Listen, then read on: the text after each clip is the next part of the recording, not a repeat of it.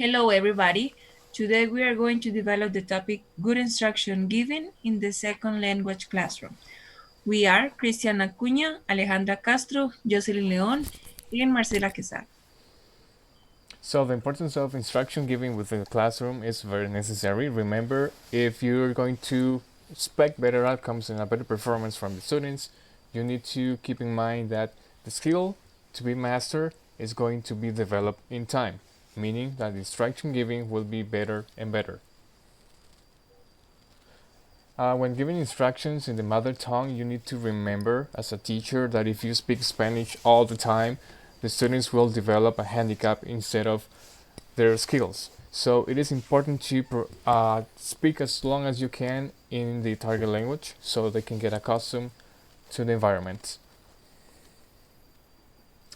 And finally, when using a total physical response to give common instructions, you need to be aware of small details as well as do not overwhelm students with too many instructions at the same time. That is, if you're going to make them work on something, use mimics so that you can make sure they understand you in a better way. The preparation stage will, by giving good instruction, you can make sure, you have to make sure that those instructions are clear, very concise, familiar with their context. You can also use specific instructions, short sentences, and also simple sentences. If you use like complex sentences, so maybe they are going to get lost. During the preparation stage, you can also use some advices or some things that can help you in order to make them feel better about the instructions. You can use like gestures, you can use drawings, you can also use pictures and extra support like PowerPoint presentations, audios, and so on. Also, written instructions are going to be essential in case that they need to refresh what you are asking them. In the case of the delivery stage, it's better if you arrange student groups and furniture before giving instructions. So you organize the class and then provide the instructions. You can make pairs or groups. Also, you get your students' attention. So if they are not listening, the instructions will be irrelevant. So you can ring a bell, blow a whistle, or clap your hands to call their attention.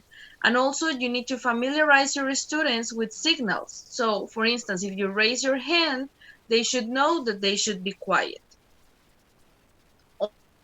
Also, you can speak simply but clearly. So make sure that your students understand.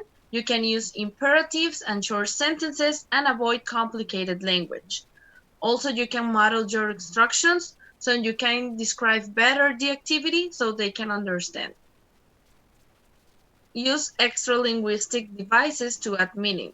So with your gestures and facial expressions, they're going to be able to understand better the instructions.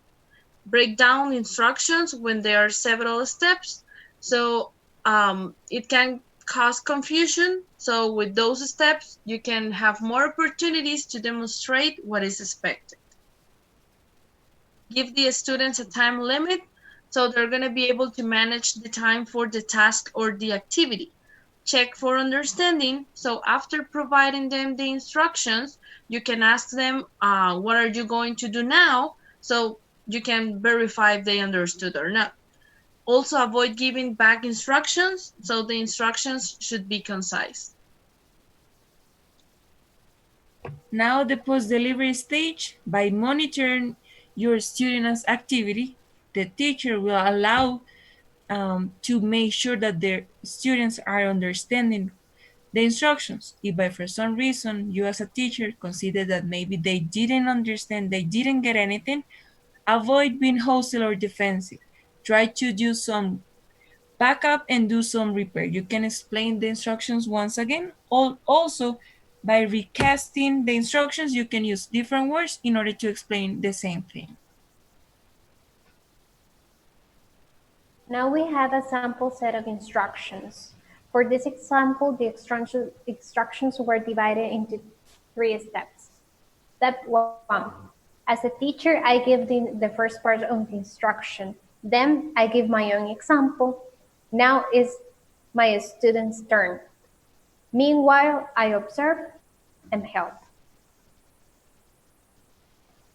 Step 2, I give the second part of the instruction. I also ask questions to show them how is it done, how it is done, and finally, I give a demonstration of how the exercise is done. Finally, step 3, I give the last part of the instructions. I tell them the amount of time in which they had to finish the exercise. And I also ask simple questions to see if they understood. Now it's time to start the activity. I monitor and assist if needed. But how can you become aware of our instruction giving practices? 1, make notes. 2, ask a colleague for feedback. 3, listen to yourself. How? Record yourself. 4, incorporate self-oriented methods, such as self-reflection and self-observation. 5, incorporate outside-oriented methods, like peer observation. Now, here we have a workshop activity, following the idea from Kate Kernick. The purpose of this workshop is to practice to see if the instructions are effective or not, and to improve them. For this workshop, you are going to need some materials, basically a description of the activity that shouldn't be familiar to the audience. And then the procedure. Also, you have 2 tables, one to self-evaluate yourself,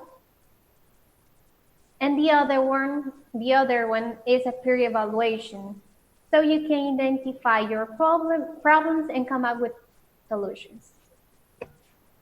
So as a conclusion, we can say that good instruction given is essential for effective lessons. Of course, teachers should remember that this is not a naturally acquired skill. You have to do your best and make it happen. The teacher also should be aware of their methods. Try to also take a look at what you're doing and also remember always you can improve them. And guys, this is the question that we have for you. What other advice can you give to a teacher to improve the delivery stage, and why? Thank you.